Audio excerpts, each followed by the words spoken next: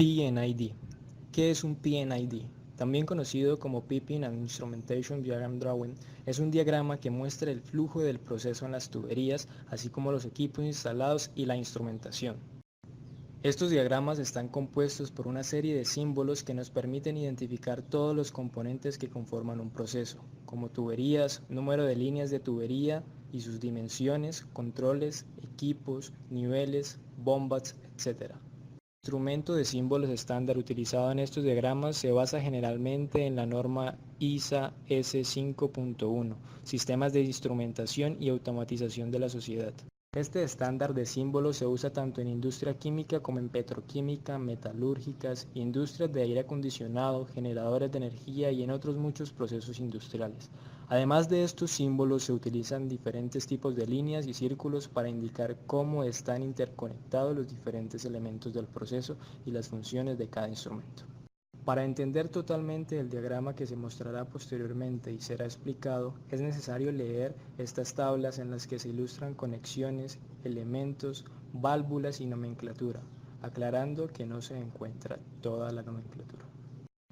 Podemos observar una serie de equipos y elementos que están conectados a través de diferentes señales, cada uno de los cuales hace parte de un sistema y la finalidad que estos tienen es de realizar el control y una acción con base a las condiciones reales de dicho proceso. Tenemos como tal este sistema donde se observa un tanque depresurizado, un sistema accionado con un motor el cual podemos hacer recirculación, un mezclador estático en la parte izquierda con un conjunto de elementos y válvulas interconectadas. La primera pregunta que nos surge es, ¿qué normas se utilizan? Como se dijo anteriormente, se utilizó la norma ISA, específicamente la S5.1, la cual trata de la simbología y manejo de instrumentos, que es lo que se aprecia en este diagrama. Inicialmente veamos el FT1, 01, 02 y 05. Nos surge la pregunta, ¿qué instrumentos son? ¿Qué miden y qué técnica aplican estos transmisores? Esta nomenclatura que se observa nos dice que son unos transmisores de flujo, los cuales están conectados en línea con la tubería, lo que nos dice que tienen medición directa. Algunas tecnologías con medición directa son medición de flujo magnético, entre otras. Aunque la tecnología cambie o el principio de medición cambie, como todos los trabajan de la misma manera, se pueden colocar de una manera similar. En un caso en el que no es igual, sería en una medición de flujo con platina de orificio. Y surge la pregunta de por qué. Esto es debido a que a través de la diferencia de presión de las cámaras de la platina se detecta en las piernas de alta y baja presión del transmisor una diferencia, la cual se podría inferir en el flujo que pasa por la tubería. Por esta razón no sería una medición directa. Otra pregunta sería, ¿en el plano existen válvulas y cuáles son los tipos que aparecen? Con base a la simbología, los instrumentos anteriormente dichos, el FT, son instrumentos de campo porque el círculo alrededor de este indica instrumentos de campo, como en la nomenclatura se ha explicado. Las válvulas, por su funcionamiento y los elementos que contienen, son símbolos diferentes. Existen una gran cantidad de configuraciones entre válvulas y actuadores. Esto es de acuerdo a las referencias y nomenclatura ya especificadas y el proceso sobre el cual se esté hablando.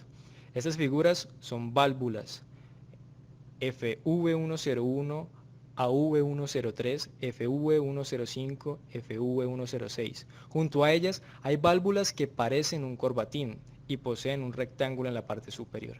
Estas no son de control, por su nomenclatura se pueden deducir que trabajan accionadas con solenoide, incluso se observa una línea punteada que alude a una señal eléctrica.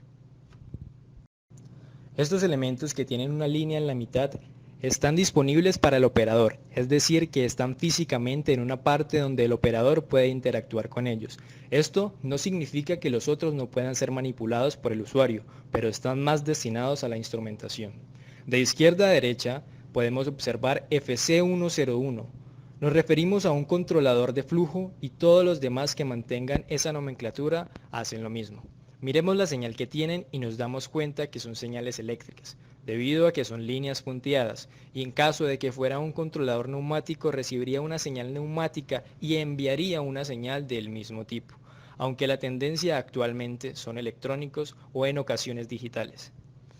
En el centro del dibujo encontramos un rectángulo que dice Static Mixer. Arriba de él encontramos un controlador nombrado como AC103. Este surge a raíz de algún análisis que se hace en la concentración del fluido que se está trabajando. Si observamos, la numeración cambia debido a que están vinculados a un lazo de control diferente. Me explico. Existe un AT103 conectado a lo que le entrega el Static Mixer. De ahí, conectado por una señal eléctrica a un AY103 y este envía información a una C. Normalmente la Y significa conversión, pero las señales deben ser diferentes. En este caso, como son iguales, estamos hablando de un dispositivo auxiliar o un relé. Y al ser un elemento de campo con base en la señal que le transmite del mezclador, él activará el dispositivo para que esta señal, al llegar al controlador, accione la válvula o tome algún tipo de acción según la concentración del mezclador y la estrategia planteada por los ingenieros. De esta manera, al realizar un análisis del diagrama de acuerdo a su estructura, nos ayuda a saber de qué proceso es que estamos hablando.